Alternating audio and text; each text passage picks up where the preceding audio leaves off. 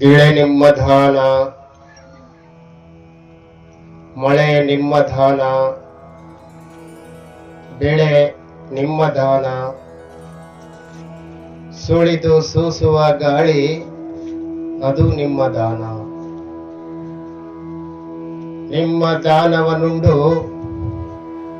ಅನ್ಯರ ಹೊಗಳುವ ಕುನ್ನಿಗಳ ನೇನೆಂಬೆ ರಾಮನಾಥ, ಕುನ್ನಿಗಳ ನೇನೆಂಬೆ ರಾಮನಾಥ. ಶರಣರು ಒಂದು ಕಡೆ ಬಹಳ ಸುಂದರವಾಗಿ ಹೇಳ್ತಾರೆ, ಇಳೆ ನಿಮ್ಮ ದಾನ. ಇಳೆ ಅಂದ್ರೆ ಏನು ಅಂದ್ರೆ ಭೂಮಿ, ನಾವು ನಿಂತಿರ್ತಕ್ಕಂತಹ ನೆಲ, ನಾವು ಉಳುವಂತಹ ಭೂಮಿ, ಇದೆಲ್ಲ ಯಾರ್ದು ಅಂತಂದ್ರೆ ಇದು ಸಾಕ್ಷಾತ್ ಭಗವಂತನು ಕೊಟ್ಟಿರುವಂತಹ ದಾನ. ನಾವೆಲ್ಲ ಏನ್ ಹೇಳ್ತೀವಿ, ಈ ಹೊಲ ಮನೆ ಯಾರ್ದು ಅಂದ್ರೆ ಏನಂತ ಹೇಳ್ತೀವಿ, ಇದು ನಂದು ಅಂತ ಹೇಳ್ತೀವಿ. ಹೊಲ ಎಷ್ಟು ಎಕರೆ ಐತಪ್ಪ? 15 ಎಕರೆ ಹೊಲ. ಯಾರ್ದು ಇದು ಹೊಲ? ಇದು ನಂದು, ಇದು ನಮ್ಮ ತಮ್ಮಂದು, ಇದು ನಮ್ಮ ಅಣ್ಣಂದು. ಇದು ಹೆಂಗ ಬಂತು? ನಮ್ಮಪ್ಪನ ಕಡೆಲಾಸಿ ಬಂತು. ಇದಿಲ್ಲ ನಾನು ಸ್ವಂತ ಕೊಂಡುಕೊಂಡಿದ್ದು ಅಂತ ನಾವು ಹೇಳ್ತೀವಿ. ಇದು ಯಾವುದು ನಿಮ್ಮದಲ್ಲ. ಈ ಭೂಮಿ ಭಗವಂತ ಕೊಟ್ಟಿರ್ತಕ್ಕಂತಹ ದಾನ. ಇಳೆ ನಿಮ್ಮ ದಾನ. ಅದು ಹೆಂಗ ಭಗವಂತಂದು ಅಂತ ನೀವು ಕೇಳಬಹುದು. ಇದು ನಡವಂತಲೇ ನೀವು ನಂದು ನಿಂದು ಅಂತೇಳಿ ಮಾಡ್ಕೊಂಡು ಪಂಚಾಯತಿಯಲ್ಲಿ ಬಿರಾಡ ಕಟ್ಟಿ ನಮ್ದಂತ ಮಾಡ್ಕೊಂಡಿವಿ ನಾವು ಅಷ್ಟೇ. ಭಗವಂತನ ಹತ್ರ ಯಾರು ಬಿರಾಡ ಕಟ್ಟಿಲ್ಲ. ಯಾರನ್ನ ಕಟ್ಟಿರೇನು? ಇಲ್ಲ. ನಿನ್ನೆ ಯಾರದ್ದೋ ಆಗಿತ್ತು, ಇವತ್ತು ನಿನ್ನದಾಗಿದೆ, ನಾಳೆ ಮತ್ತೆ ಯಾರದ್ದೋ ಆಗುವುದಿದೆ. ಇದು ಸತ್ಯ. ಯಾವುದು ನಿನ್ನದು ಅಂತಂದ್ರೆ, ನಿನ್ನದು ಈ ಭೂಮಿಗೆ ಬರುವುದಕ್ಕಿಂತ ಮುಂಚೆ ನಿನ್ನದಾಗಿರಬೇಕು, ಬಂದ ಮೇಲೂ ನಿನ್ನದಾಗಿರಬೇಕು, ಹೋದ ಮೇಲೆ ಕೂಡ ಅದನ್ನ ನೀನು ತಗೊಂಡೋಗಿರಬೇಕು. ಸಾಧ್ಯ ಆಯ್ತಾ? ಈ ಹೊಲ ಮನೆ ಆಸ್ತಿ ಬರ್ಬೇಕಾದ್ರೆ ಯಾರಾದ್ರೂ ತಗೊಂಡ್ ಬಂದಿವ? ಯಾರಾದ್ರೂ ಕೈ ಎತ್ತಿ ನೋಡೋಣ. ಯಾರು ಇಲ್ಲ. ಯಾರು ತಗೊಂಡ್ ಬಂದವರಿಲ್ಲ. ಇದರ ವಿಷಯದ ಮಾತ್ರ ಸತ್ಯ ಹೇಳ್ತೀವಿ ನಾವು. ತಂದಿಲ್ಲ ಬಿಡ್ರಪ್ಪ ಅಂತೀವಿ ನಾವು. ಯಾರು ಏನು ತಗೊಂಡ್ ಬಂದಿಲ್ಲ. ಬರುವಾಗ ಬರಿಗೈಲಿ ಬಂದಿವಿ ನಾವು. ಮತ್ತೆ ಇರಬೇಕಾದ್ರೆ ಇವೆಲ್ಲವನ್ನ ಮಾಡಿಕೊಂಡಿವಿ. ಹೋಗ್ಬೇಕಾದ್ರೆ ಸಾಯ್ಬೇಕಾದ್ರೆ ಯಾರಾದ್ರೂ ತಗೊಂಡೋಗೋರು ಇದೀರಾ? ಹೇಳ್ರಿ ನೋಡೋಣ. 100 ಎಕರೆ, 1000 ಎಕರೆ, 50 ಎಕರೆ, 20 ಎಕರೆ, 10 ಎಕರೆ, ಎಷ್ಟನೇ ಇರ್ಲಿ, ಹೊಲ ಇರೋದು ಮನೆ ಇರ್ಬೋದು, ಯಾರಾದ್ರೂ ತಗೊಂಡೋಗೋರು ಇದೀರಾ?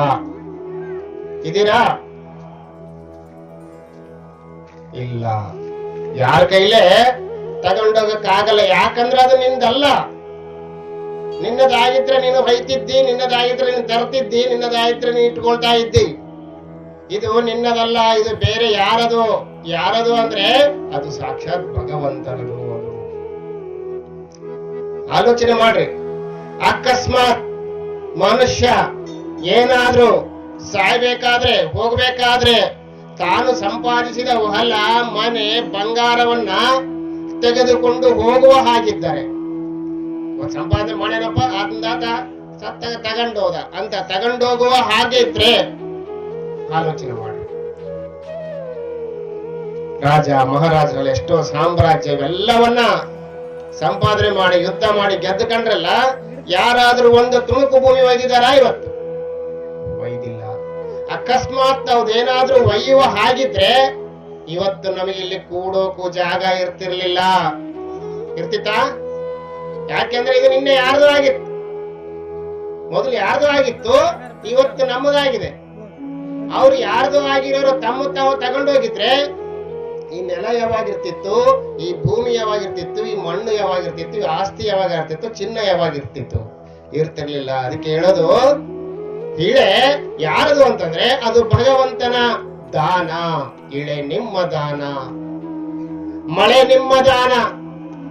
ಬರುತ್ತಲ್ಲ ಮಳೆ, ನಿಮ್ ಕೈಯಾಗೈತೆ ಅನ್ನೋದು.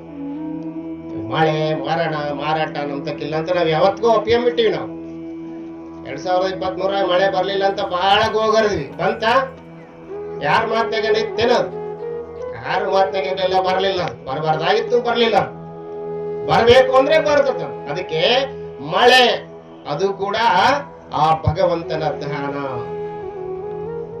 ಸುಳಿದು ಸೂಸುವ ಗಾಳಿ ಇರಲಿ. ಮಳೆ ನಿಮ್ಮ ದಾನ, ಬೆಳೆ ನಿಮ್ಮ ದಾನ.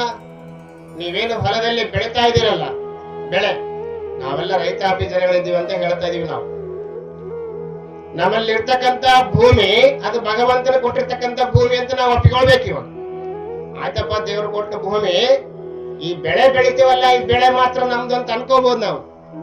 ಅದು ಕೂಡ ನಿಮ್ಮದಲ್ಲ. ಬೆಳೆ ನಿಮ್ಮ ದಾನ, ಅದು ಕೂಡ ಭಗವಂತನ ದಾನ. ಅದೆಂಗಾಗ್ತದಂತ ನೀವು ಕೇಳಬಹುದು. ಒಂದು ಹೊಲದಲ್ಲಿ ನಾವು 1 ಎಕರೆ ಹೊಲದಾಗ ಎಷ್ಟು ಬಿತ್ತಿತೀವಿ? ನಾವು 1 ಸೇರು ಬಿತ್ತಿದ್ವ, 2 ಸೇರು ಬಿತ್ತಿದ್ವಿ. ಹೌದಾ? ನಿಮಗೆ ಗೊತ್ತಾ? ನಿಮಗೆ ಗೊತ್ತಿಲ್ಲ.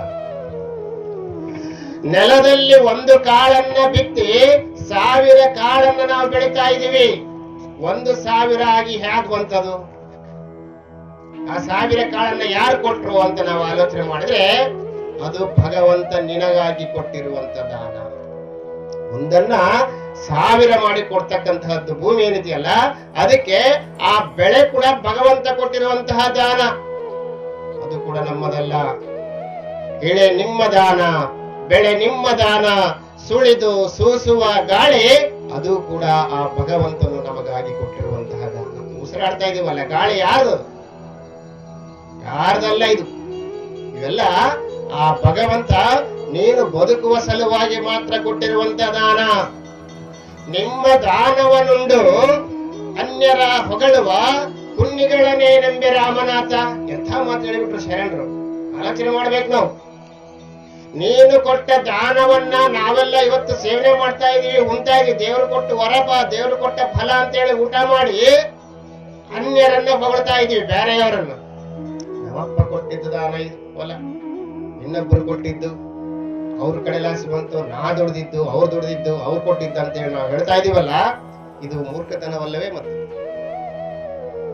ಆ ಭಗವಂತ ನಿನಗಾಗಿ ಕೊಟ್ಟ ದಾನವನ್ನ ಉಂಡು ಅನ್ಯರ ಹೊಗಳುವ ಪುಣ್ಯಗಳನ್ನು ಏನೆಂಬೆ ರಾಮನಾಥ ರಾಮನಾಥ ಅಂತೇಳಿ ಶರಣರು ಹೇಳ್ತಾ ಇದ್ದಾರೆ. ಅದಕ್ಕೆ ಇವೆಲ್ಲ ಯಾವುದು ನಮ್ಮದಲ್ಲ.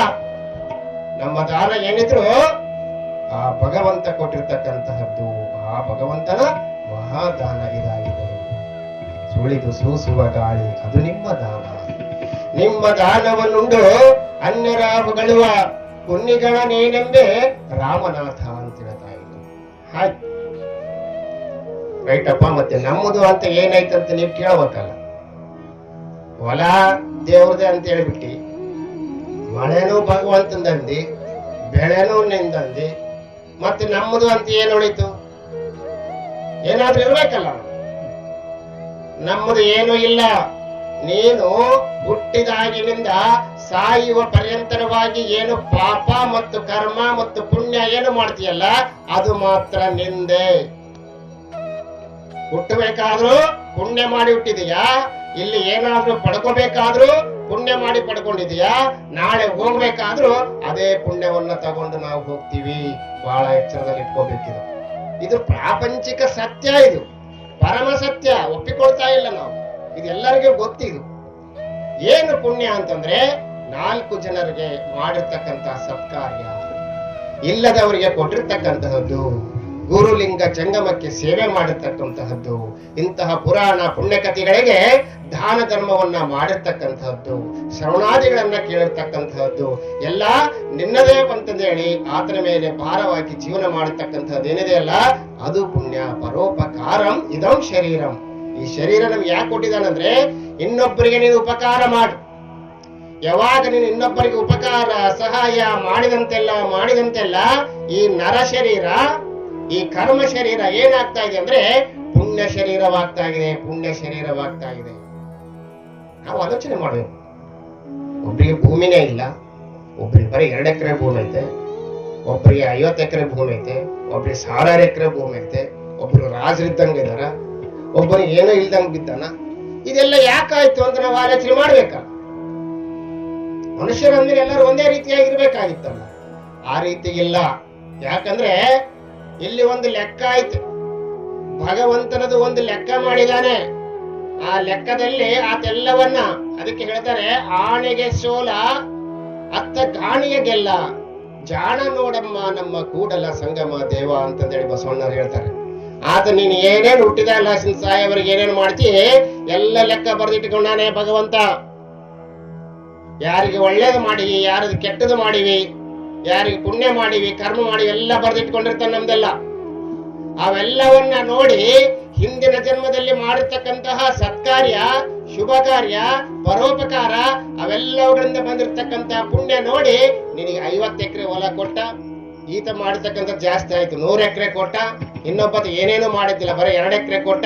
ಇನ್ನೊಬ್ಬತ್ ಏನು ಮಾಡಿಲ್ಲ, ಅದನ್ನು ಕೊಳ್ಳಾಡ್ದಂಗೆ ಇನ್ನೊಂದು ಹೊಲದಾಗ ದುಡಿಯಾಕಿಟ್ಟ. ಇವೆಲ್ಲ ಪೂರ್ವ ಜನ್ಮದ ಪುಣ್ಯ ಫಲದ ವಿಶೇಷವಾಗಿ. ಅದಕ್ಕೆ ನಿನ್ನೆ ಮಾಡಿದ ಪಾಪ ಯಾವ ತಾತನ ಗಂಟು, ನಿನ್ನೆ ನೀನೇನು ಮಾಡಿದೆಯಲ್ಲ ಪಾಪ ಕರ್ಮಾದಿಗಳದು ಯಾರ ತಾತನ ಗಂಟು, ಅದನ್ನ ನೀನೇ ಅನುಭವಿಸಬೇಕದನ್ನ. ಮಾಡಿದ ಪಾಪಕ್ಕೆ ನೀನೇ ಅದನ್ನ ಅನುಭವಿಸಬೇಕು. ಅದಕ್ಕಾಗಿ ಪುಣ್ಯವನ್ನ ಮಾಡು. ಪುಣ್ಯವನ್ನ ಈ ಜನ್ಮದಲ್ಲಿ ಮಾಡಿದ್ರೆ ಮುಂದಿನ ಜನ್ಮದಲ್ಲಿ ಒಳ್ಳೆಯ ಪುಣ್ಯ ಪ್ರಾಪ್ತಿ ಆಗ್ತದೆ. ನಾವ್ ಹೇಳ್ತೀವಿ, ಯಾರಾದ್ರೂ ಒಂದು ಒಳ್ಳೆಯ ಕಾರ್ನಾಗ ಸುಮಾರು ಒಂದು 20 ಲಕ್ಷ ರೂಪಾಯಿ ಕಾರ್ನಾಗ ಓಡಾಡ್ತಿದ್ರೆ ಏನಂತೀವಿ, ಏನ್ ಪುಣ್ಯ ಮಾಡೇನಪ್ಪ ಅಂತೀವಿ, ಹೌದಾ ಇಲ್ಲ ಅಂತೀವಿ ನಾವು. ತಾನಾಗೆ ಬರ್ತದೆ ಏನ್ ಪುಣ್ಯ ಮಾಡೇನಪ್ಪ ಅಂತ. ಯಾರಾದ್ರೂ ಅನ್ನಕ್ಕೆ ನೀರಿಲ್ಲದಂತೆ ನರಳ್ತಾ ಇರಬೇಕಾದ್ರೆ ಇವನೇನ್ ಕರ್ಮ ಮಾಡ್ಯಾನೋ ಮಾರಾಯ ಅಂತೀವಿ, ಹೌದಾ ಇಲ್ಲ. ಇದು ನಾವು ಆಲೋಚನೆ ಮಾಡ್ಬೇಕು. ಇವನೇನಪ್ಪ ಹುಟ್ಟಿದ ಲಾಸಿಂದ ಒಬ್ರಿಗೆ ಅನ್ನ ಕೊಟ್ಟಿಲ್ಲ, ಒಬ್ರಿಗೆ ಹಣ ಕೊಟ್ಟಿಲ್ಲ, ಧನ ಕೊಟ್ಟಿಲ್ಲ, ಧಾನ್ಯ ಕೊಟ್ಟಿಲ್ಲ, ಯಾರಿಗೂ ಒಳ್ಳೇದೇ ಮಾಡಿಲ್ಲ. ಈ ಜನ್ಮದಾಗ ಯಾಕೆ ಇವನು ಇಷ್ಟು ಸಾವಿರಾರು ಎಕರೆ ಹೊಲ ಭೂಮಿ ಇಟ್ಕೊಂಡು ರಾಜ ಮೆರಿದಂಗ್ ಮೆರಿತಾರಲ್ಲ ಅಂತ ನಾವು ಅನ್ಕೊಂಡಿದೀವಲ್ಲ, ಅದು ತಪ್ಪದು. ಈ ಜನ್ಮದಾಗ ಆತ ಮಾಡಿಲ್ಲ ಇರಬಹುದು, ಹಿಂದಿನ ಜನ್ಮದಲ್ಲಿ ಮಾಡಿದ ಪುಣ್ಯದ ಗಂಟು ಪ್ರಬಲವಾಗಿದ್ರೆ ಈ ಜನ್ಮದಾಗ ಏನು ಮಾಡಿದ್ರೆ ಏನ್ ಮಾಡ್ತೀವಿ, ಬಿಟ್ರೆ ಏನ್ ಮಾಡ್ತೀವಿ, ಅದನ್ನ ಅನುಭವಿಸ್ತಾ ಇದ್ದಾನೆ. ಅದಕ್ಕೆ ನಾವು ಈ ಜನ್ಮದಲ್ಲಿ ಪುಣ್ಯವನ್ನ ಸಂಪಾದನೆ ಮಾಡಬೇಕು. ಅಂತಹ ಪುಣ್ಯವನ್ನ ಸಂಪಾದನೆ ಮಾಡಿದಾಗ ಆಗ ನಾವು ಎಲ್ಲವನ್ನ ಅನುಭವಿಸ್ಲಿಕ್ಕೆ ಸಾಧ್ಯವಾಗ್ತಾ ಇದೆ. ಅದಕ್ಕೆ ನಾವು ಏನನ್ನ ಮಾಡ್ಬೇಕಂದ್ರೆ ಪುಣ್ಯವನ್ನ ಮಾಡಬೇಕು. ಈ ಪುಣ್ಯವನ್ನ ಮಾಡಿದ್ದು ನೀವ್ ಯಾರು ಲೆಕ್ಕ ಹಚ್ಕೊಂಡಿರಲ್ಲ ಗೊತ್ತಿಲ್ಲ, ಅಲ್ಲಿ ಭಗವಂತ ಮ್ಯಾಲಿದಾನಲ್ಲ. ಧರಣಿಯ ಮೇಲೊಂದು ಹಿರಿದು ಅಂಗಡಿಯನಿಟ್ಟು, ಕಿರಿದು ಅಂಗಡಿಯನಿಟ್ಟು, ಅದ್ರಾಗ ಕುಳಿತ ನಮ್ಮ ಮಹಾದೇವ ಶೆಟ್ಟಿ. ಆಣೆಗೆ ಸೋಲ ಅತ್ತ ಗಾಣಿಗೆ ಗೆಲ್ಲ, ಜಾಣ ನೋಡಮ್ಮ ನಮ್ಮ ಕೂಡಲ ಸಂಗಮ ದೇವ. ಮ್ಯಾಲೊಂದು ಅಂಗಡಿ ಟೈಮ್ ಕೂತ್ಕೊಳ್ಳೋಣಂತ ಭಗವಂತ. ನೀನು ಏನೇನು ಮಾಡ್ತೀವಿ, ಹೆಜ್ಜೆಗೆ ಏನು ಮಾಡ್ತೀವಿ, ಒಳ್ಳೇದೇನು ಮಾಡಿದಿ, ಕೆಟ್ಟದೇನು ಮಾಡಿದಿ ಎಲ್ಲ ಬದಿಟ್ಕೊಳ್ಳೋಣ. ಅದಕ್ಕೆ ತಕ್ಕಂಗ ನಿನಗೆ ಫಲವನ್ನ ತಾನೇ ಕೊಡ್ತಾನೆ. ನೀವೇನು ಯಾರನ್ನ ಕೇಳೋದು ಬೇಕಾಗಿಲ್ಲ. ನೀನು ಒಳ್ಳೇದು ಮಾಡಿದ್ದ ನಿನಗೆ ಪ್ರಾಪ್ತಿ, ಕೆಟ್ಟದ್ದು ಮಾಡಿದ್ದ ಅನುಭವಿಸ್ಲೇಬೇಕು. ಅದಕ್ಕೆ ಈ ಒಂದು ಧರಣಿಯಲ್ಲಿ ಮನುಷ್ಯ ಜನ್ಮವನ್ನ ಎತ್ತಿದಾಗ ನಾವುಗಳು ಏನನ್ನ ಸಂಪಾದನೆ ಮಾಡ್ಬೇಕಂದ್ರೆ ಪುಣ್ಯವನ್ನ ಸಂಪಾದನೆ ಮಾಡಬೇಕು.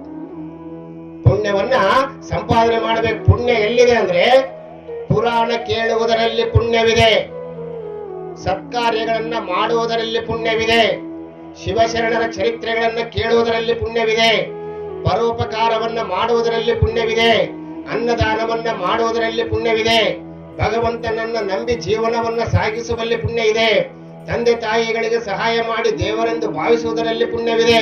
ಎಷ್ಟು ಬೇಕು ಪುಣ್ಯ ಮಾಡಬೇಕಂದ್ರೆ. ಇಲ್ಲದವರಿಗೆ ಏನಾದರೂ ಸಹಾಯ ಮಾಡಿ ಅವರಿಗೆ ಬದುಕುವಂತೆ ಮಾಡೋದ್ರಲ್ಲಿ ಪುಣ್ಯವಿದೆ. ಈ ರೀತಿಯಾಗಿ ಧರ್ಮ ಕಾರ್ಯಗಳನ್ನು ಮಾಡ್ತಾ ಮಾಡ್ತಾ ಹೋದಂತೆಲ್ಲ ನಿನ್ನ ಪುಣ್ಯದ ಗಂಟು ತುಂಬುದು. ಏನೆಲ್ಲ ಮಾಡಿದ್ನಪ್ಪ, ಇವಾಗ ಏನು ಸಿಗ್ಲಿಲ್ಲ ಅಂದ್ರೆ ಮುಂದಿನ ಜನ್ಮ ನಿಂದ ಶ್ರೇಷ್ಠವಾದ ಜನ್ಮ ಇದೆ, ಇಲ್ಲಿಯೇ ಮುಗಿತಂತ ತಿಳ್ಕೊಂಬಕ್ ಹೋಗ್ಬೇಡ್ರಿ. ಎಲ್ಲದಕ್ಕೆ ಮುಂದಿನ ಜನ್ಮ ಅಂತಿದೆ, ಜನ್ಮ ಜನ್ಮಾಂತರವಿದೆ. ಪುನರುಪಿ ಜನನಂ ಪುನರುಪಿ ಮರಣಂ. ಹುಟ್ಟಿದವನು ಸಾಯಲೇಬೇಕು, ಸತ್ತವನು ಹುಟ್ಟಲೇಬೇಕು. ಇದು ಜಗತ್ತಿನ ಒಂದು ನಿಯಮ ಆಗಿದೆ. ಅದಕ್ಕೆ ಇವೆಲ್ಲ ಏನಾಗ್ತಾ ಇದೆ, ನಿಮ್ಮ ದಾನವನುಂಡು ಅನ್ಯರ ಹೊಗಳುವ ಪುಣ್ಯಗಳನ್ನೇನೆಂಬೆ ರಾಮನಾಥ ಅಂತ ಹೇಳಿ ಆ ಜೇಡರ ದಾಸಿಮಯ್ಯ ಅಂತಕ್ಕಂಥ ಮಹಾಶರಣರು ಸುಂದರವಾಗಿ ಹೇಳ್ತಾರೆ.